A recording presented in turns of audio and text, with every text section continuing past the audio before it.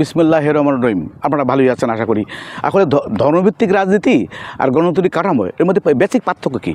আমাদের কি ধর্মভিত্তিক যে রাজনীতিগুলো দলগুলো রাজনীতি হচ্ছে, যেমন আমাদের ইরান, ইরাক, আমাদের আপনাদের যে লিবিয়া, এই যে রাষ্ট্রগুলো আমেরিকা হামলা করলো এবং সেই রাষ্ট্রগুলো এখন ভঙ্গুর অবস্থা, অর্থনৈতিকভাবেও দুর্বল। তো এইগুলোকে অ্যাকচুয়ালি কতটুকু আগ্রাসন না ওই ওই ওই রাষ্ট্রগুলো দোষ ছিল? যেমন আমরা ইরানের কথা দেখতে পারি। ইরান তো আমেরিকা হামলা করবেই, কিন্তু আমরা যে ধর্মের আড়ালে যে আমরা রাষ্ট্র পরিচালনায় কোনো কি আমরা ত্রুটি আছে না? একদম ফ্রেশ গণতন্ত্রটাই ভালো।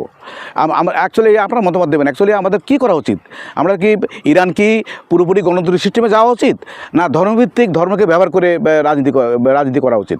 বিশেষ করে এই বিষয়গুলো কিন্তু আমাদের ক্লিয়ার হওয়া দরকার। তাহলে কিন্তু এই যে রাষ্ট্রের ক্ষমতা যেই আসুক, জনগণকে হত্যা করার এবং জনগণের মৌলিক অধিকার হরণ করা কোনো রাষ্ট্র প্রশাসন নেই। সে পৃথিবীর যে রাষ্ট্র ক্ষমতাবান ব্যক্তি হোক, জনগণের মৌলিক অধিকারটা সবচেয়ে গুরুত্বপূর্ণ।